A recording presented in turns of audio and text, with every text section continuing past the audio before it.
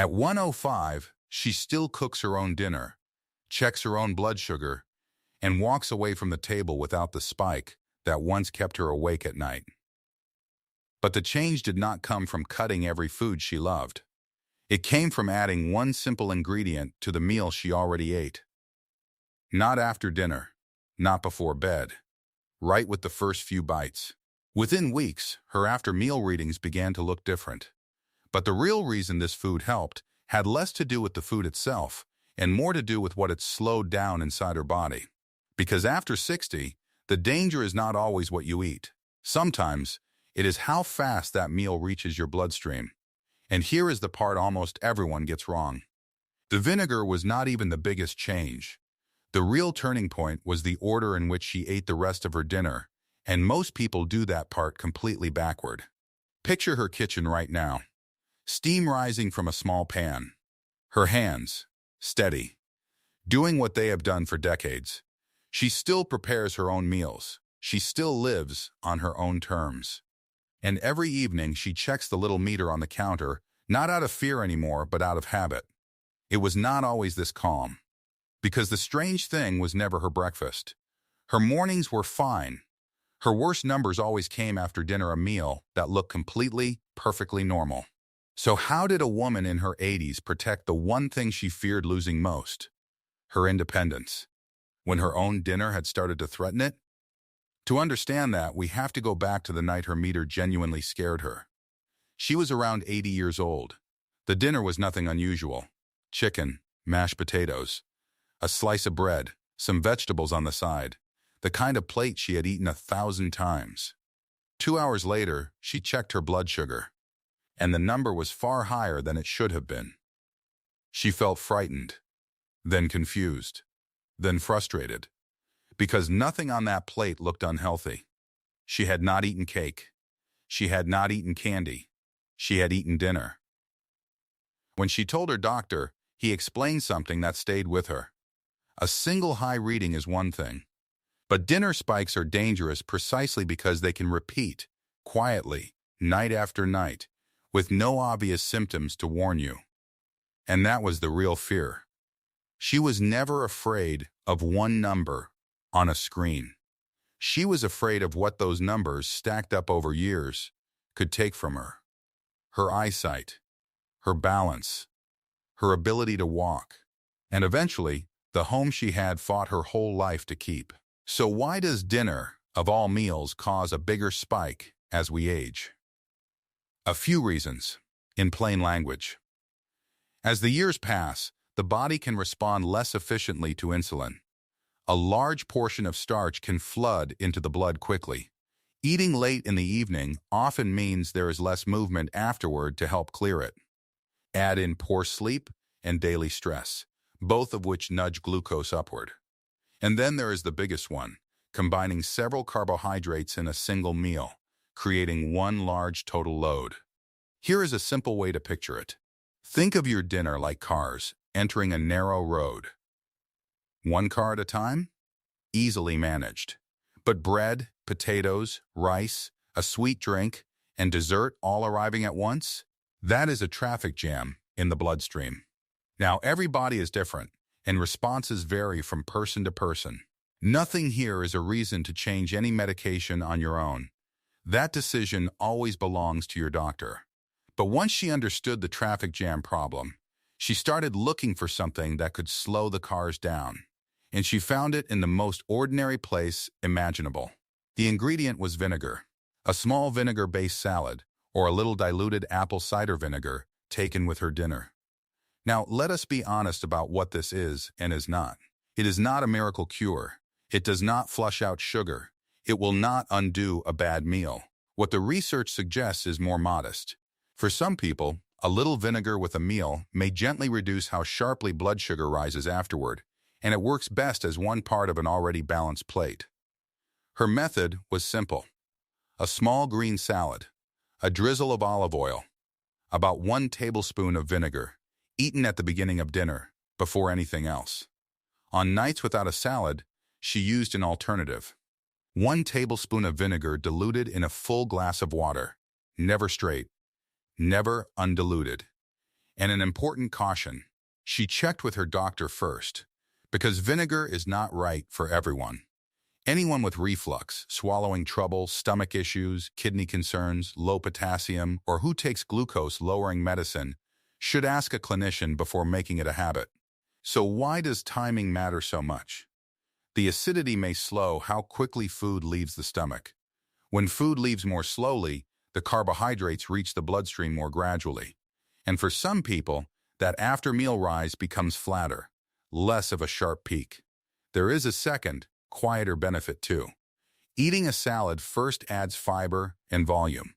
It fills part of the stomach before the bread and potatoes ever arrive, which often means eating a little less of them. Come back to our traffic picture. The vinegar does not erase a single car. It simply narrows the doorway. So the sugar enters the blood in small groups instead of one sudden crowd. And this is the crucial distinction.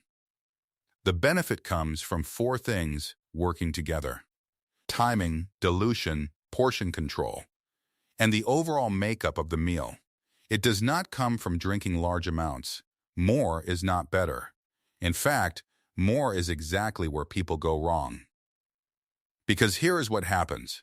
People hear vinegar may help, and they immediately overdo it. They drink it straight, which can burn the throat and damage tooth enamel. They take far too much. They add honey or sugar to make it taste better, canceling the entire point. They convince themselves it erases dessert. Some even use it instead of their medication. And many forget to monitor for blood sugar dropping too low. Let me say this as plainly as possible. Vinegar cannot turn a high-sugar dinner into a safe dinner. It is a support tool, not a permission slip to overload the plate. Which brings us to the part she actually credited most: the sequence. This is the order she followed every single night. And remember the promise from the very beginning. The order is the part most people do backward. Step 1. Start with fiber. A small salad or non-starchy vegetables, leafy greens, cucumber, tomato, cabbage, broccoli. This goes in first, not last. Step 2. Add the vinegar dressing. 1 tablespoon of vinegar, a little olive oil, some herbs, and no added sugar. Step 3. Eat your protein next. Fish, chicken, eggs, tofu, or beans.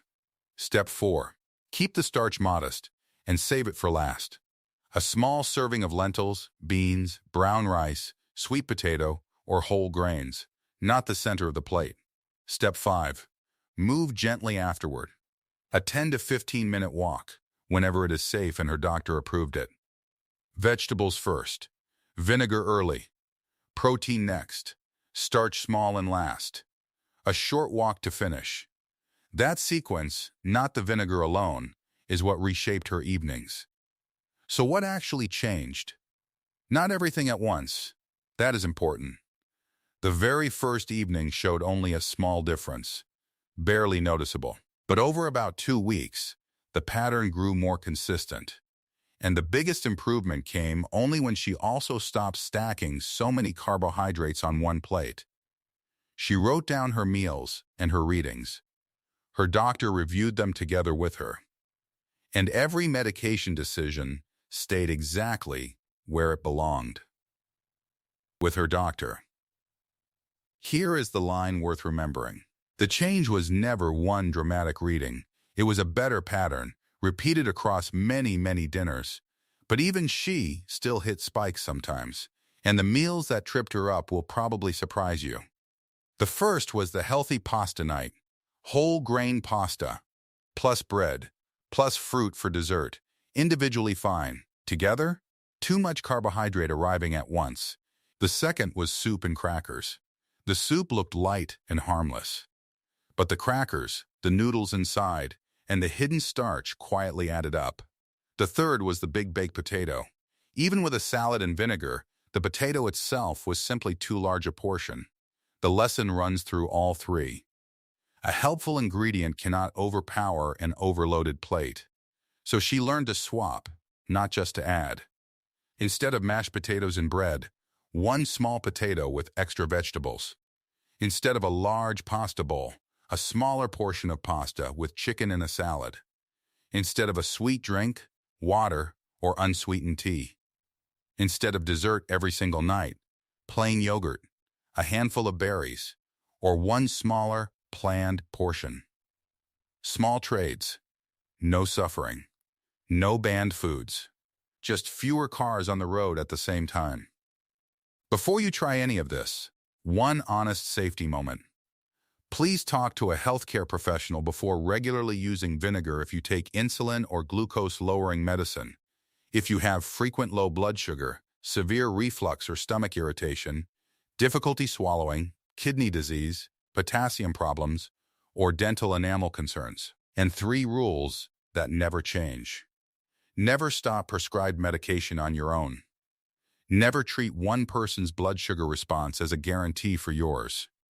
And always check your glucose the way your clinician advises. This is her story.